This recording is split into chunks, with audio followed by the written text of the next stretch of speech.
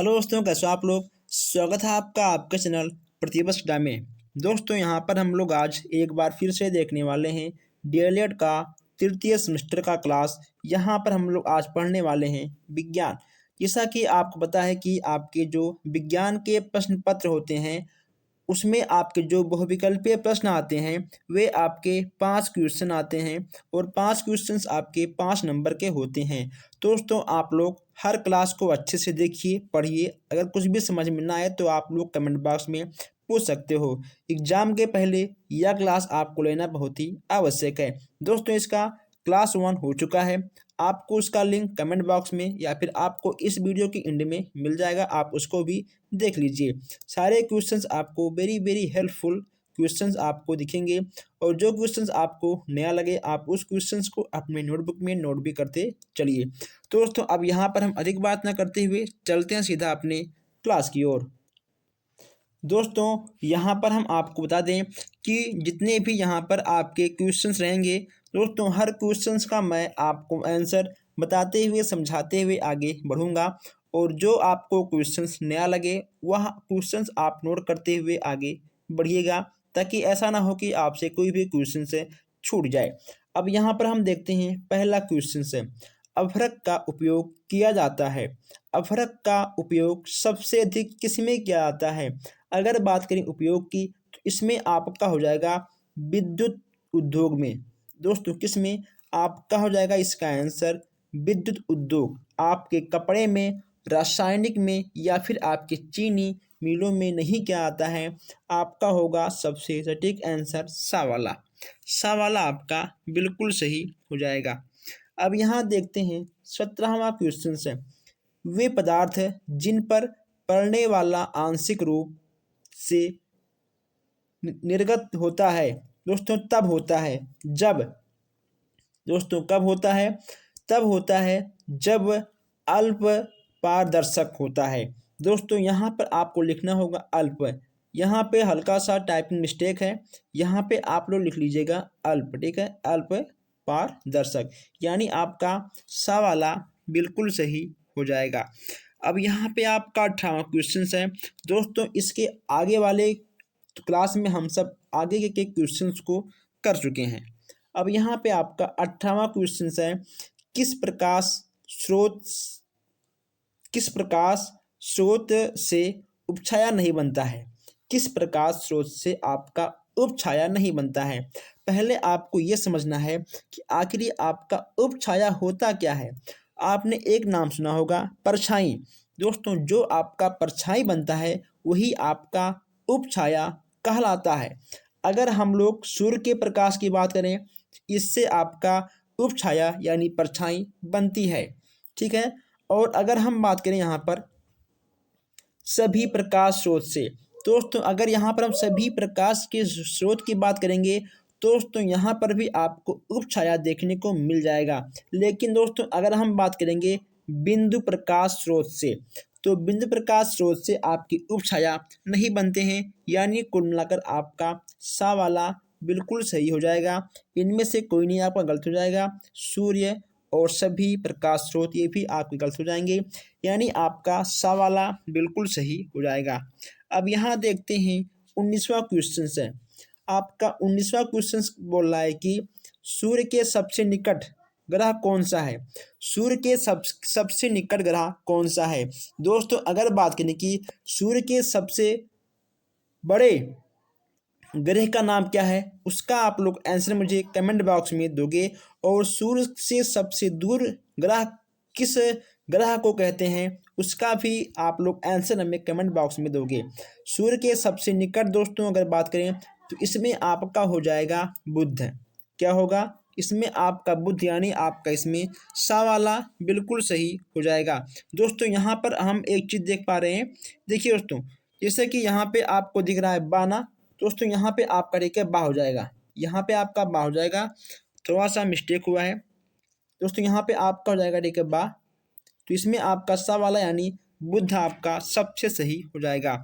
अब हम आगे बढ़ते हैं, आप लोग वीडियो को भी शेयर करते हुए आगे बढ़ सकते हैं। 20वां आपका यहाँ पर है कि ध्रुव तारा किस दिशा का सूचक है। ध्रुव तारा किस दिशा का सूचक है? इसमें आपका हो जाएगा उत्तर। दोस्तों किसका होगा आपका उत्तर? आपका बिल्कुल सही हो जाएगा। इसमें भी दोस्तों आपका सा वाला बिल्कुल सही हो जाएगा। अब यहाँ पर देखते हैं कि कार्बन कार्बन के दो अपर रूप हैं।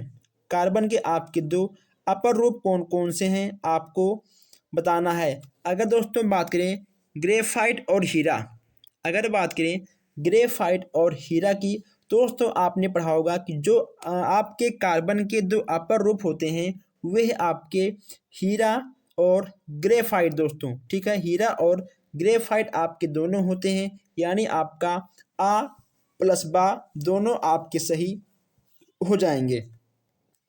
ग्रेफाइट और हीरा आपके बिल्कुल सही हो जाएंगे। नेक्स्ट आपका है कि तारे हमें छोटे क्यों दिखाई देते हैं?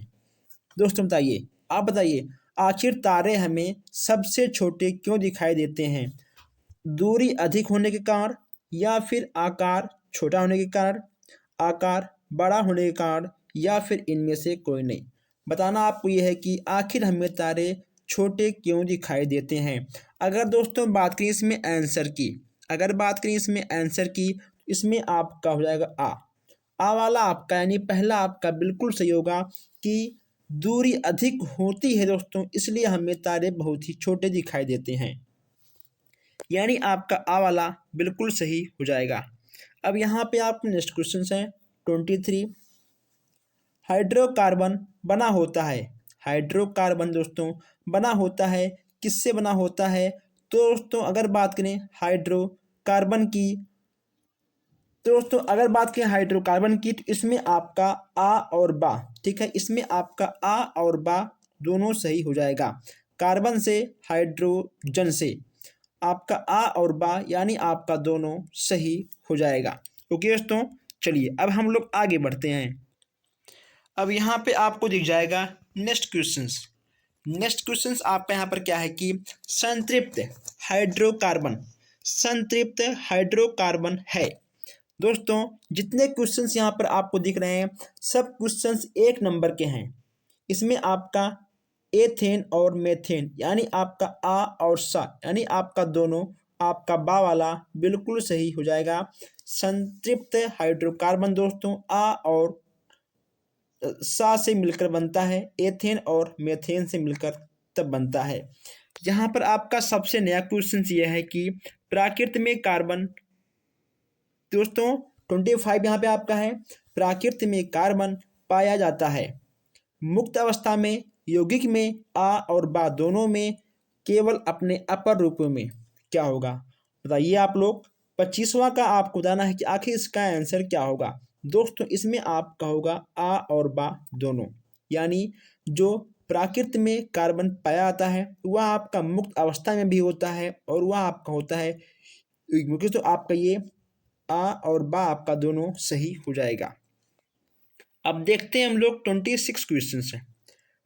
26 आपका है कि किन पदार्थों में कार्बन नहीं पाया जाता है, यानी किन पदार्थों में कार्बन नहीं होता है दोस्तों? रोटी में, चीनी में, नमक में, या फिर कोयला में। बताइए आपका क्या होगा, रोटी में, नमक में, चीनी में, या फिर कोयला में? किन पदार्थों में कार्बन नहीं होता है आपको ये बताना है। तो दोस्तों नमक, नमक में आपका कार्बन नहीं होता है। अब आप लोग कैसे जान पाओगे कि आखिर नमक में कार्बन होता क्यों नहीं है? दोस्तों आप ठीक है कोयला को जलाइए, आप चीनी को जलाइए और रोटी को जलाइए दोस्तों, इन आपको तीनों में आपको कार्बन देखने को मिल जाएगा।